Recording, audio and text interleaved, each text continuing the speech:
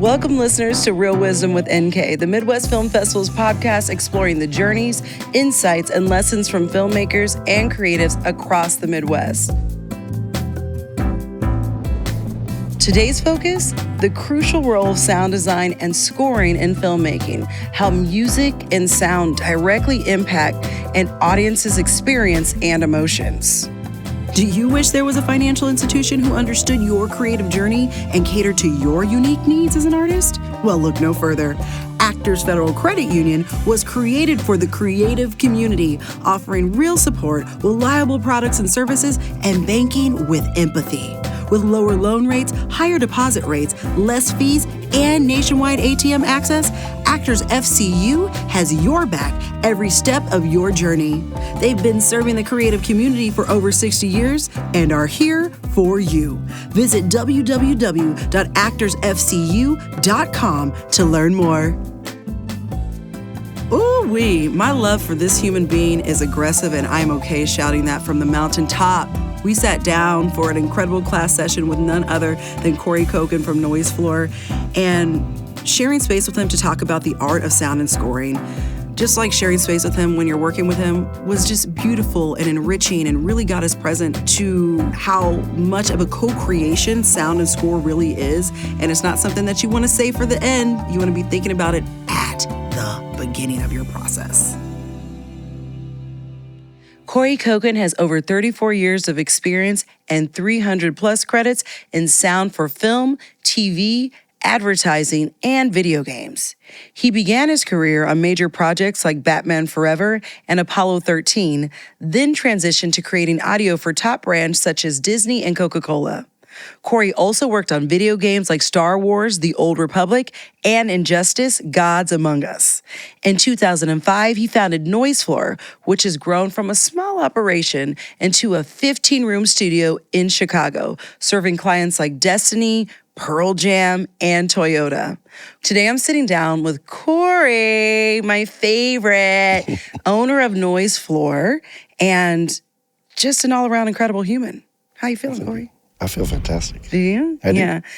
I selfishly want to start with how I met you, but I'm going to hold that back for a moment and get curious about how you got into the business of sound.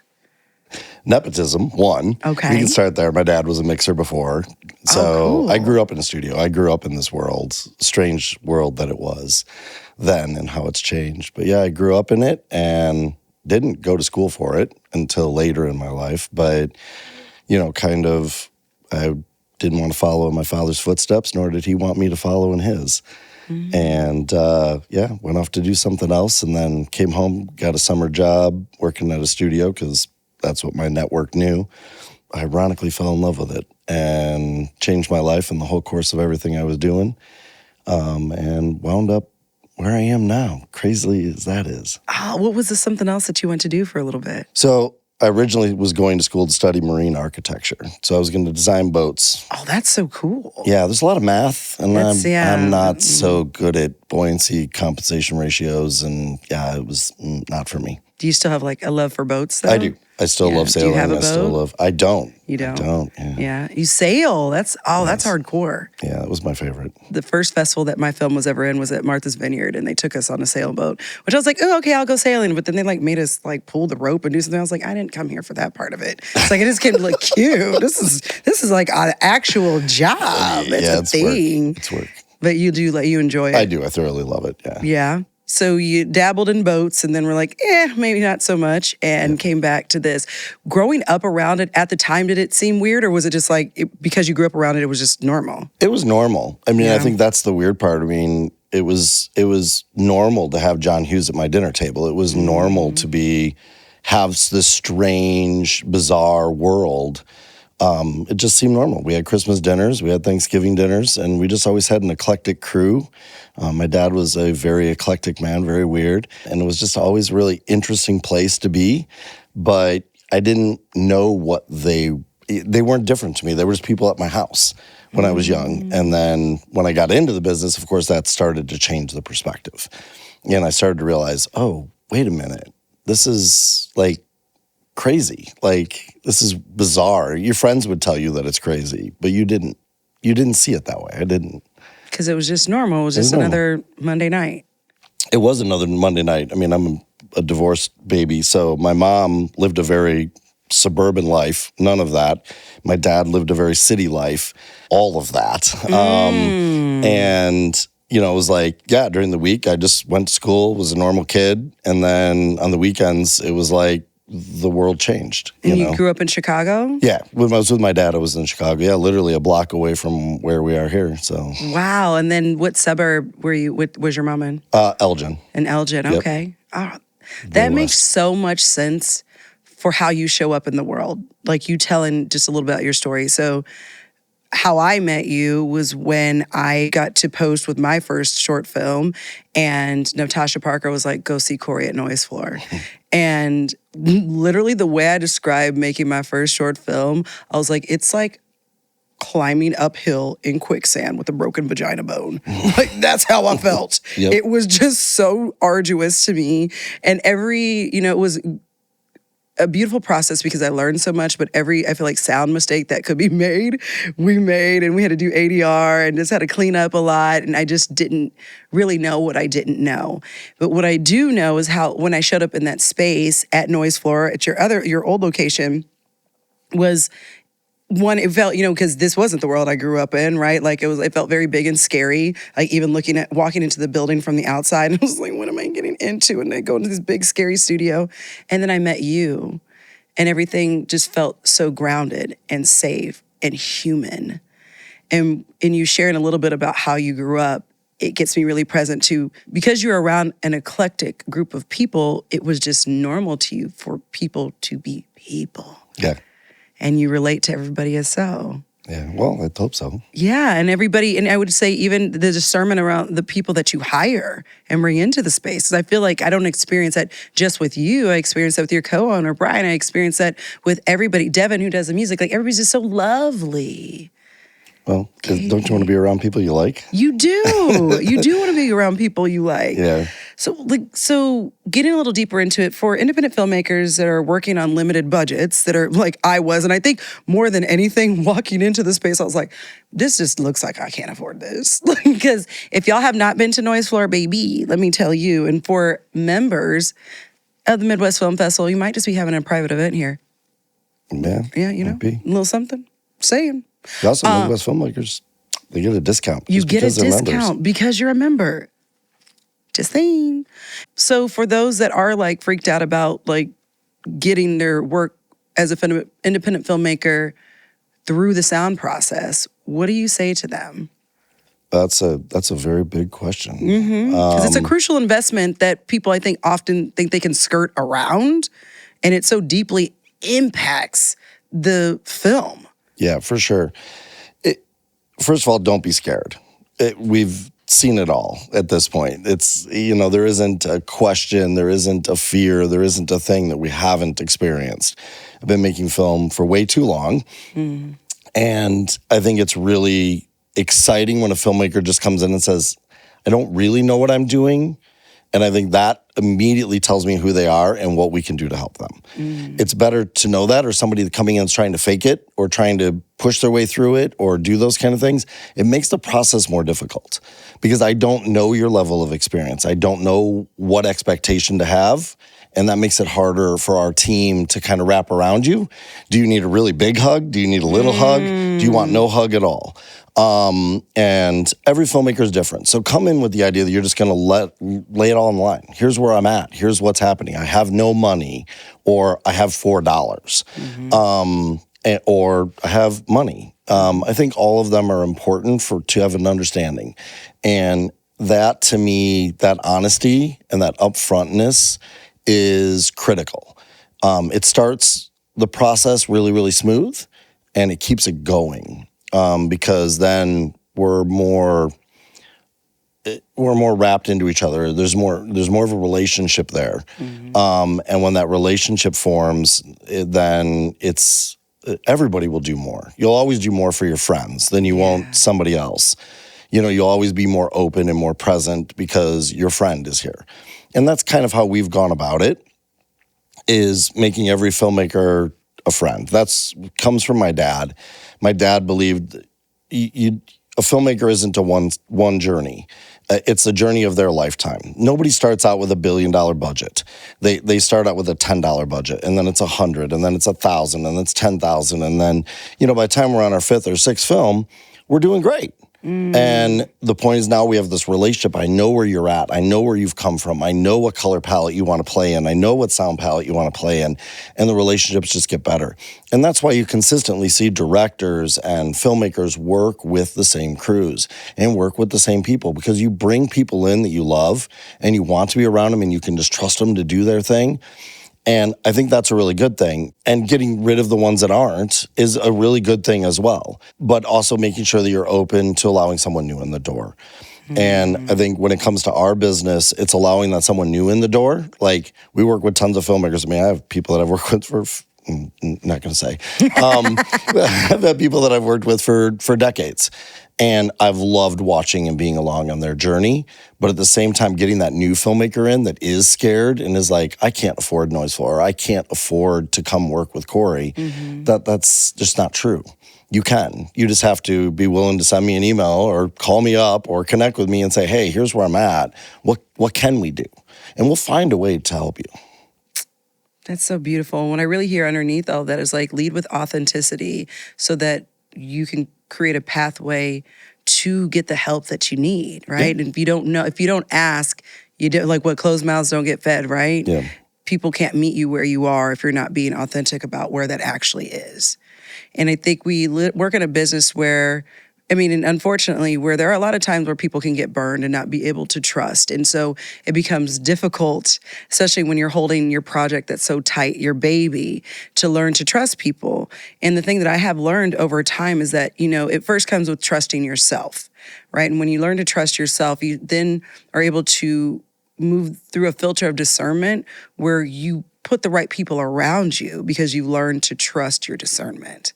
And so I really love that you share that, like, just for people to share where they're at, right? And really, you're a co-collaborator in the process of creating the entire vision for the film, right? Like, and the emotional weight of sound is huge in storytelling. Talk a little about that and what it looks like when it's there and when it's not. Yeah, it's sound and emotion. I mean, we'll talk about sound in its sphere as inclusive of music. A lot of times they get separated out, sound and music. And we've had a vision here for a long time that they are not separate. They are distinctly linked, and we feel that they're becoming more and more linked. And so that emotional context, music very easily controls people's emotions. We've all had a song play and we weep, or, we get happy, or it pumps us up for that workout or whatever it is. Music fundamentally goes to all humanity's core. And to think that it's just a afterthought in post-production is a tragedy. And sound is no different. It can augment that. It can aid that musical essence. It can make room and space for that emotion. If you go from being sad and you just hit the audience with a moment right after that, they don't have that moment to sit in it. And that is sometimes the challenge that we're faced, is that a lot of times we come in only at the edit, after the edit. And what happens is we're like, we need another second to just let the audience sit. We need another half a second. We need a beat. We need something. And by then, picture's locked. And it's like, to ask producers to unlock a picture, to do a sound timing change, it's impossible. It shouldn't happen. And to me, I think a lot of times we're just left so far late in the process that we wind up always fixing something or trying to find a way to make it work. And it needs to be a bigger thought process. And the editors and directors who understand that get us involved sooner. Will get us involved earlier. And that'll be something that I would talk about forever, is getting us involved sooner. Like, your music team needs to be on in pre-production. That was literally my next question. So please speak towards that. Ideally, when are we bringing you into the process? Because again, I know I brought y'all in at the end, and it was like, I've learned so much about sound and editing and things like just being terrified of raw footage and anything. I'm just like, here, take it and run. I'm like, I throw it like it's a grenade and run the other direction, like, clean it up. And when it really needs to be something that is an intentional thought process from the very beginning. So talk to us about, ideally, what is the most powerful time to bring in sound? When you bring in your sound team, and I'm saying sound, so music and sound. Yes. So when I say that for the purposes of this, it's both. Music, definitely, pre-production. Get the director and your composing staff just having a conversation about music to learn each other's palette, and to find what the film's palette is. Forget their own individual palettes that you have to come to agreements on, but the film's palette. Where are we emotionally? A, and then B, what type of music is going to evoke that for this place? And that sometimes takes a process. Sometimes it can be all the way back if you're writing, right with the thought that there's music and sound.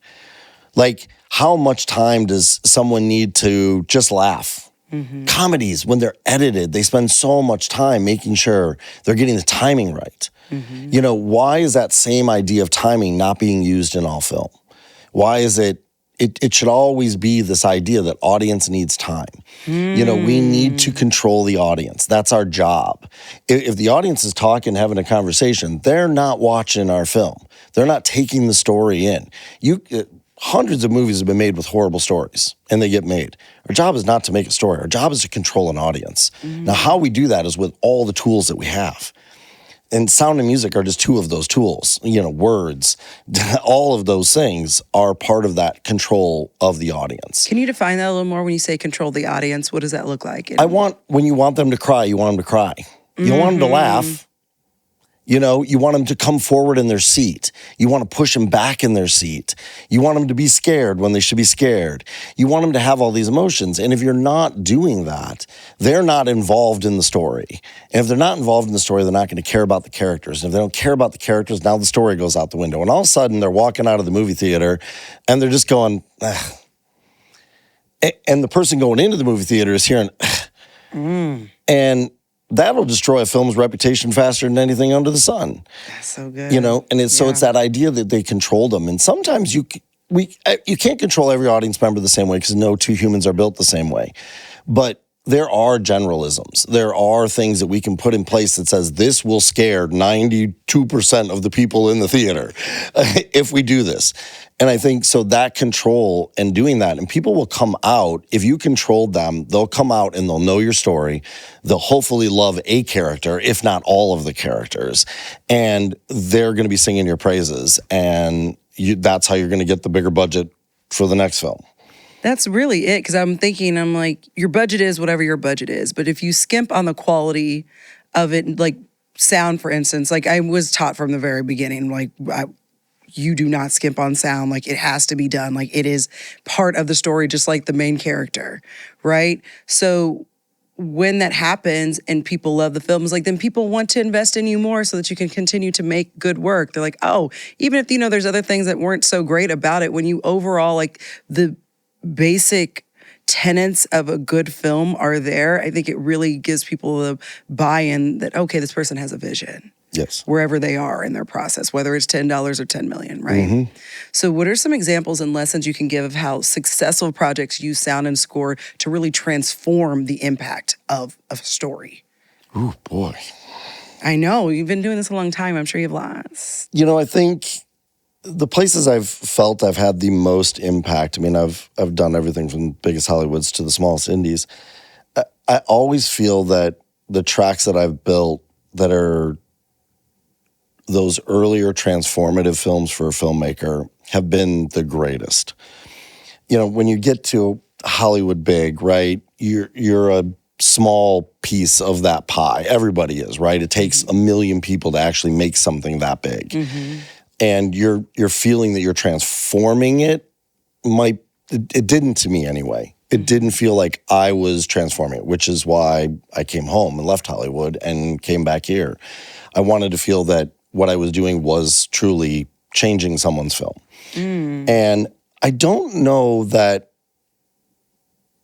I have specific things, because I think each film is a journey and each film is an experience. And But I can say, to answer the question, I can say the most transformation I've had and the most transformative moments I've had are when people walk in and they hear their film for the first time assembled as an entire piece. Because you hear it in small pieces. Mm-hmm.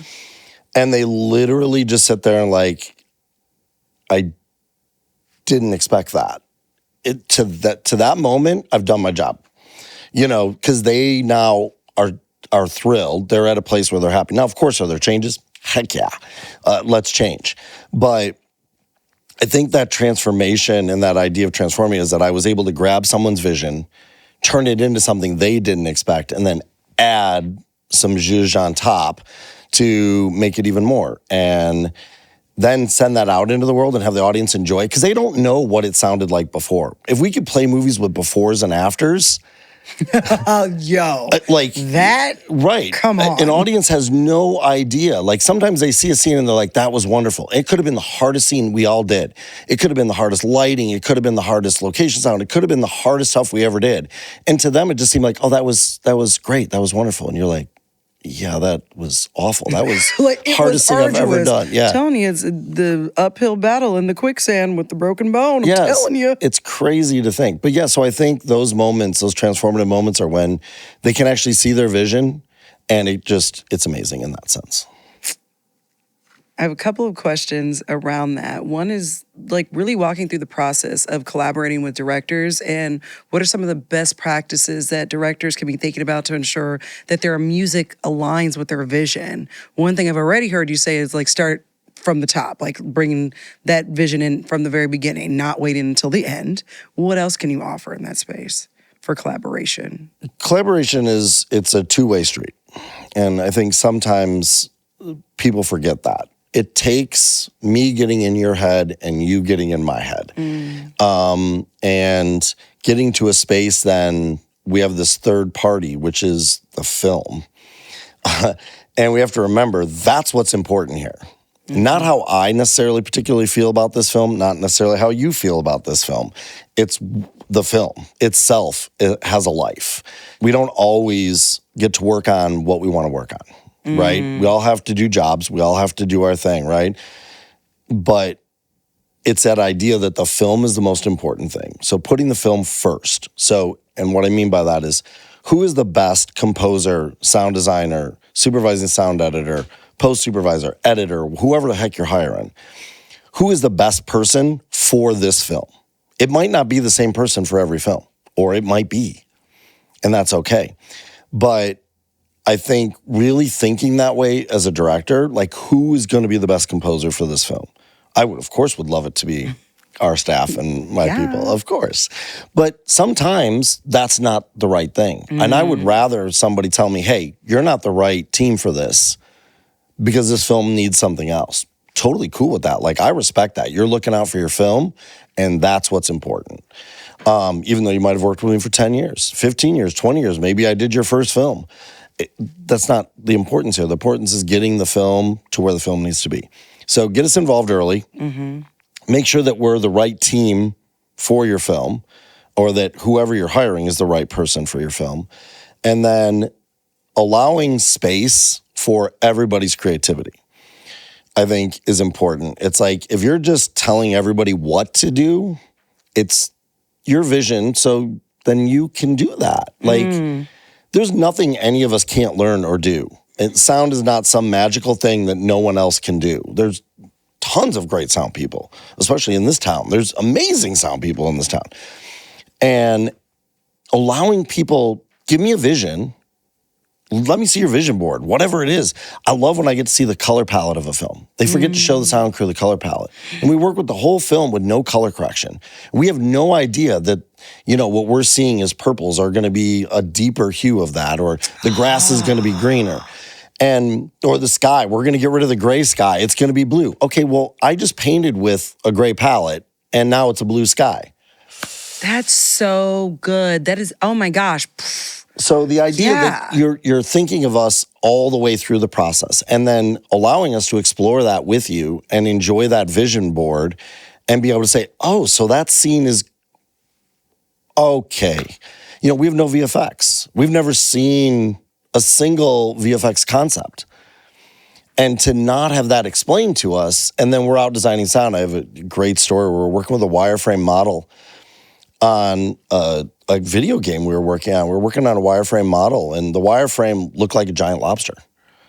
And we created this giant lobster. People are riding on it, and all this crazy stuff is going on.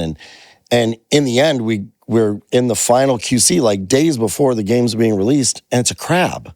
The wireframe had changed, but nobody gave the sound crew the different thing. Now, I don't know that sounds of lobsters and crabs are going to change all that much, but it's different. It's different. It wasn't long. It was round and large, and it was just a different vibe. And when I saw it, and I was like, huh, nothing we can do about it.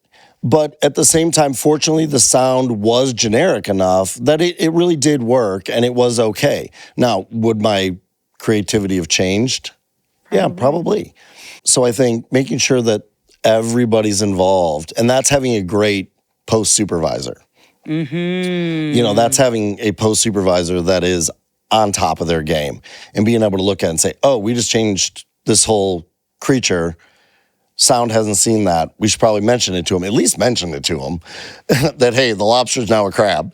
And it's a whole different animal. Yeah, exactly. Crustacean, if you will. Yeah, exactly. So having that, everybody involved in that vision kind of linked, I think is really, really important. And I think sometimes sound is kind of set into their world and they're let to go do their thing. Mm-hmm. And that can be bad too. And I think that's why your supervising sound editors or your post sound producers, whatever you have, are really coming out and saying, hey, do we have all the final stuff?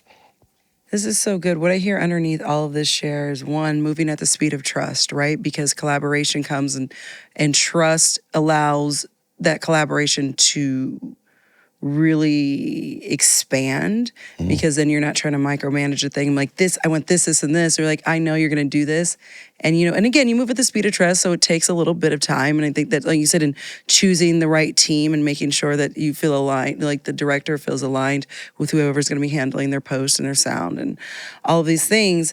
But then also just what I hear is that a lot of people miss the fact that you all are also artists who need to be in on the process of the artistic collaboration and need all these pieces of information to really do your job fully, really see the whole thing. And again, not just be the hot potato we're throwing the thing to, which again, I know I have definitely been guilty of because it feels so scary and unknown. But that really, it's like no different than sitting down with the DP or sitting down with art department or sitting down with the stylist or anyone who's going to be working on costumes. And we're all talking about how we're going to do our part to paint this picture. Yeah. God, that's so good. And I think this moves even into the production aspect. The sound team a lot of times aren't communicating to wardrobe and hair and makeup. And all of a sudden you get somebody and you're like, well, where are we putting a mic? Yes. It's like a conversation that should have happened, a week before.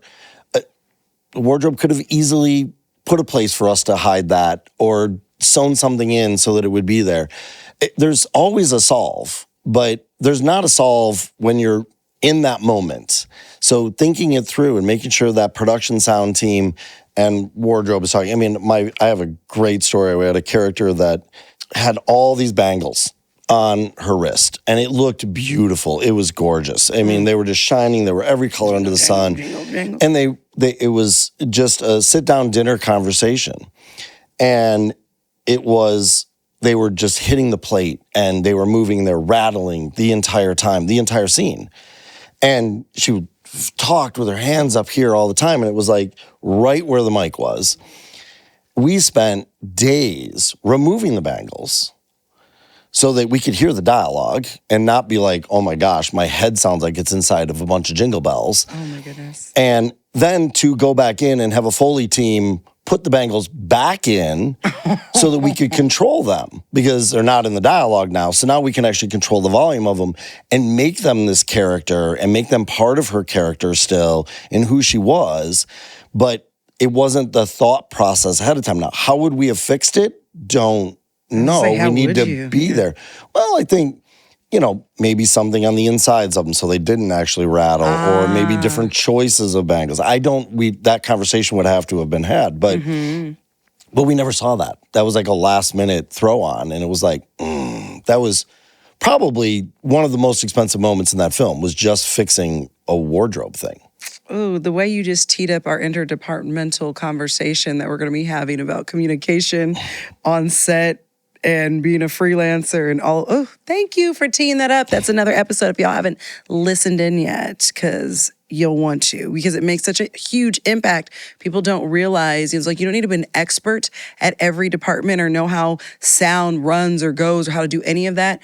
And it's so important that you have a general idea that your choice may affect another department. So then you can just have the conversation. Yeah. And it won't cost you $1 bazillion to take out some jingle jangles on the bangles. Yeah, I mean, it's so easy to have a 5-second conversation and solve a problem ahead than it is to have a $5,000 problem. I know all the producers in the room don't want a $5,000 problem at the end that they suddenly have to do. So, and it's true that with your sound team that's in production, your sound team that's in post, there should be a conversation. There should be a door that's opened. Have those conversations. What do we need? What do we not need? And it's the same thing with your VFX crew and your editorial crew and who's shooting green and, all of those kind of things. I mean, all that interdepartmental, I'm excited you're having a whole thing on it, because we do become siloed.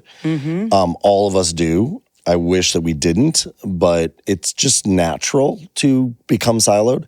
And I think there should be people that hop between those silos at least. Yes. And people that are in them so that people are aware. They're like thinking like, oh, I just put on really jingly earrings that are 4 inches from the microphone. Like, should probably talk about this. Yeah, it should be a conversation. Yeah. So when you see things that when they get to you and you're working on the art of composing the sound and the score, how do you balance your creative instincts with the director's vision? Because again, you are an artist in this process, a seasoned one at that, and you may have this creative instinct, and that comes both from your level of creativity, also institutional knowledge. Yeah. How do you balance that with someone who's like, I want this? And you're like, ooh. Well, in all of my years, and I'll include my father's years in that, watching him have these conversations, the way that I deal with all of these things is pretty straightforward. Tell them how it is. And they'll either take your advice and they'll run with it and they'll do it, or they're going to do what they want to do. At the end of the day, it's their film. At the end of the day, what they want on their film is what I will put on that screen. Doesn't mean I agree with you. Doesn't mean I have to agree with you. And I might tell you made a bad, I've told hundreds of filmmakers, this is a bad idea, okay?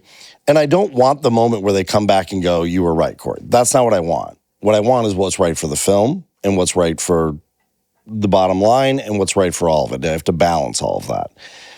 So how do I deal with it? Honesty. I think coming at it and not being afraid to tell somebody constructively. Obviously, don't come at it and be like, rah, rah, rah. Like, you're a kind human being, I can't come imagine. at it and say, hey, have you thought about this way? Or what about this way? Are you open to an idea on this? Or I know you're really set on this. Can I show you something? Or do things like that. Find ways to show them a different idea. And maybe that idea is right or wrong. And maybe my idea is wrong. I've probably built 1,000 things sound-wise that were bad ideas. And somebody corrected me and we came to a creative place that was better. And I think that's the whole idea. Don't be afraid to change. The idea that you had in your head, and you've lived, directors and writers have lived with these projects sometimes 3 years prior to seeing it on the screen. Well, they definitely have opinions. Yes, we do. And I think it's good that they have opinions. That's how the project gets made, is through that initiative. But putting time in with people, sitting in the same space, talking to them, not being afraid to have the hard conversation. And I think that's kind of generically what I would say. It really, to me, sums into the idea that it's a creative industry. Don't change for change's sake. Don't just change something because it's what you saw. Change something because it's the right thing for the film. I don't mind when people violate picture lock because they go and they say, you know what, this is going to make the film so much better. We did 100 screenings, and every 100 screenings, this was the outcome. We need to remove this scene or reshoot this scene or whatever. I will unlock picture lock, no fees, no problem, to any single soul that can show me that. Mm-hmm. Because we're changing for the film, and that's the right thing to do. But the bad thing to do is to say, we're going to change something because I want to. Is it the right thing? First of all, ask yourself that. Going in and removing 3 frames out of a shot, my mom is not going to notice that. Your mom probably isn't going to notice that. No one is going to notice 3 frames. And at the end of the day, you just raised your bottom line. You hindered a whole bunch of artists, a whole bunch of people to reset, redo because 3 frames. What are we doing here? Wow, were they really hearing that? I'm sorry, go ahead. No, it was just, the amount of time that we're talking about is under 100 milliseconds. It's like, we're going to unlock for this. And I see that time and time again, especially in young filmmakers. They won't lock picture because they just can't stop. And is that anything like this quest for perfection that will never, ever 100% come? 100%. But, and I think that's good qualities for people to have. But I think taking a breath, realizing you've already accomplished it, you've already shot it. If we're in post-production, we're looking at it. So let's be honest, you've already done more than anybody else can do. And you should all, get past that idea that what I've got isn't great. You got to get out there for the world. You don't know. You have this vision of it. You know what it looks like in your head, and it's never going to meet that. Our team has said over and over again, we finished a film, I wish I had another 2 weeks. I wish I had another 3 weeks. I could say that on every film I've ever worked on.